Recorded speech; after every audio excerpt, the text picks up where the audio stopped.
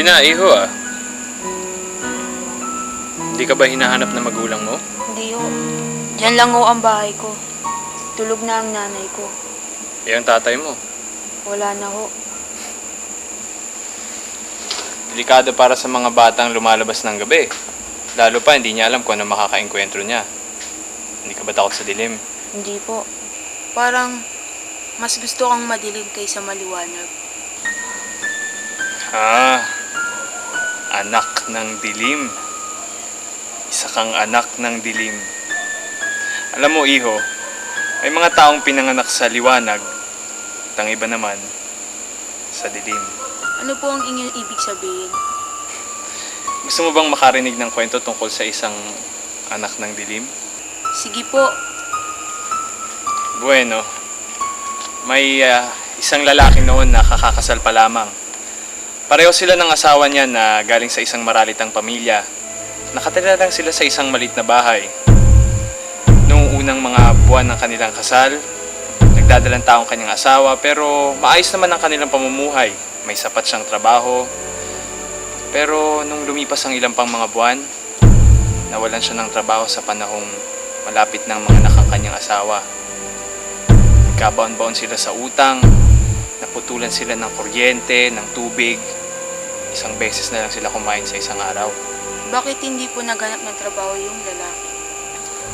Sinubukan niya pero mahirap maghanap ng trabaho ng mga panahong yun. Lalo pat hindi siya nakatapos ng high school. Nilapitan niya rin yung iba niyang mga kaibigan pero wala tong mabigay. Tanging lakas niya na lang yung kanyang pananampalataya. Kaya walang humpay siyang nagdasal. Makaraan ng ilang araw, wala ring nangyari. Palaki ng palaki yung utang nila sa ospital. Kaya siya napilitang kumapit sa dilim. Isang gabi, dumaluang isang demonyo at nag-alok ng kaginhawahan sa buhay. Pero may kapalit. Ano po yun? Ang kanilang unang silang ay mapapasa demonyo. Nay, nakakatakot naman yun. Ang alin? Yung demonyo o yung kasunduan?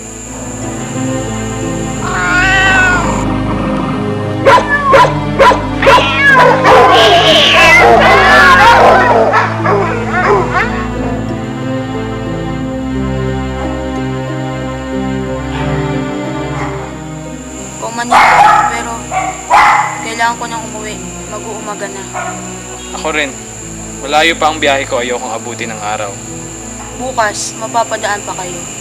Sana ipagpatuloy na yung kwento. Sige. Kung yan ang gusto mo, pagkagat ng dilim, magkita tayo rito bukas. Sige po, punta ako bukas.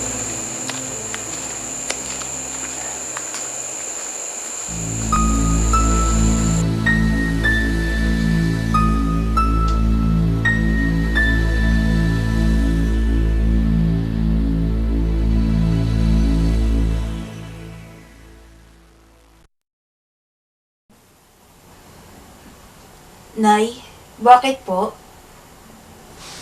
Wala iho. Ang bilis ng panahon. Binata ka na. Nay, kaarawan ko bukas. Ano po ang hahanda natin? Gusto ko may spaghetti. Oo ba? Kung anong gusto mo, di ilulutuin ko. Oh, nakumbida mo na ba lahat ng kaibigan mo? Opo, nasabihan ko na ho sila. Alam mo anak, mahal na mahal kita. Opo, Nay. Alam ko naman po yun. Sige, handa na ako ng almusal mo ha.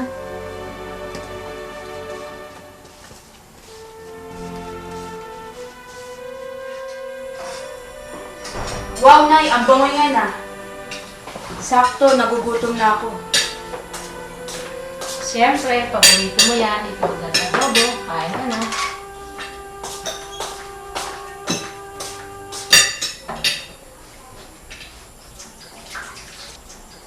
Nay, pwede pa ba akong dito sa party ko? Oo naman. Sino ba ang kukulidahin mo? Yung mamang nakilala ko sa labas, Kailan mo pa nakilala ang mamang yan? kagabi lang po sa labasan. Magmula ngayon, huwag ka na lalabas ng gabi ah. Pero mabait naman po siya eh. Hindi mo ba alam na masama lumalabas ng gabi, lalo na kung birthday mo? Pamahiin yan.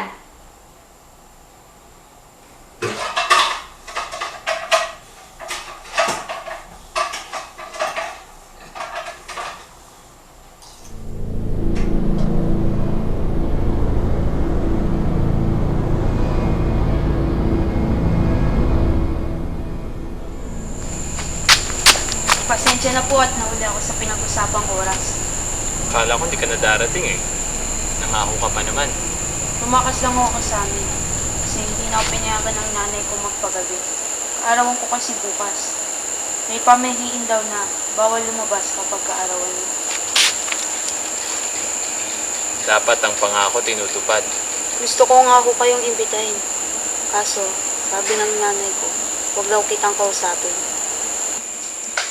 Natural lang naman na mag-alala ang isang ina para sa kanyang anak eh. Lalo na kung kaisa-isang anak. Uwi ka na bata? Sige na po. Pasensya na po kahit sandali na tayo mag-usap ngayon. Sabik na akong malaman ng karugtong ng inyong kwento. O sige, mag-uumaga na rin eh. Makinig ka mabuti ah.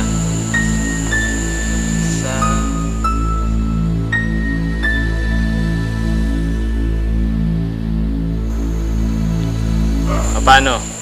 Bukas na lang tayo ulit magpatuloy. Sana dumating ka sa takdang oras ha. Sige po. Salamat po. Sandali lang bata. Bakit po? Maligayang kaarawan.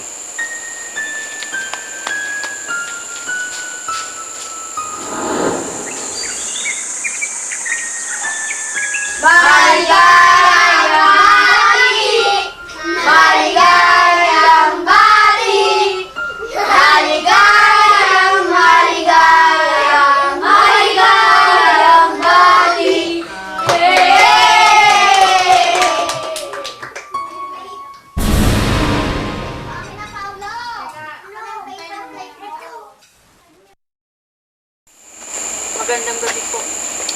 Kumusta ang araw mo? Masaya ba? Opo, pumunta po ang mga kaibigan ko. Nagkaroon kami ng konting handaan at palaro. Ba't ang tao naghahanda kapag may kaarawan at kapag may namamatay? Paano kung sabihin ko sa yung ikaw yung bata sa kwento ko? Huwag po kayong magbiro ng ganyan. Biro nga ba? Bago namatay ang tatay mo, nagkaroon kami ng kasunduan. Si tatay? Hirap na hirap ang tatay mo sa buhay. Katatanggal niya pa lamang sa trabaho at nasa sinapupunan ka na ng nanay mo. Kaya kahit makipagsapalaran sa kadiliman ay ginawa niya para lang maiangat kayo sa kahirapan. Doon ako pumasok. Nagpakilala ko bilang kampon ng kadiliman.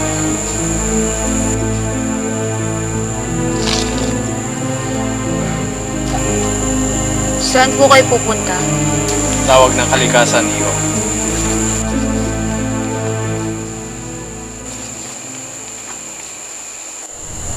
Nagkaroon kami ng kasunduan.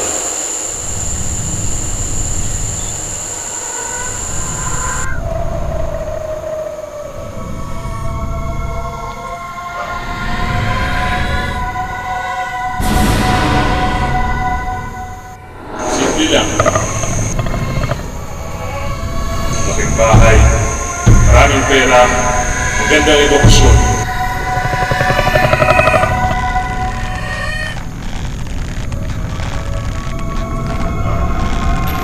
Ngunit ang kapalit ay ang unang silang nila.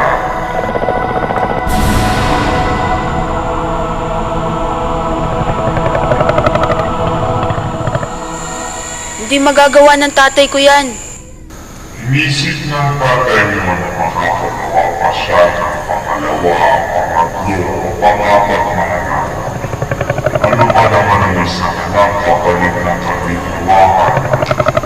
Sabihin na natin isa kang sakripisyo. Ngunit sa kasamaang palad na wala pa siyang binamiyan ng buhay para mapapasulan. Hindi po totoo yan. Alam ba ito ni nanay? Kausapin niyo po at nang malaman na hindi totoo yan. Binisita ka nga ang nanay mo. Natatandaan mo pa ba yun? Kararating mo pa lang sa eskwela noon, di ba? Sinabi ko na kukolektahin na kita sa ika-13 mong kaarawan. Kahit ano pa man, wala na rin siyang magagawa. Sabihin na natin ipinagpaalam na kita. Halika na rin.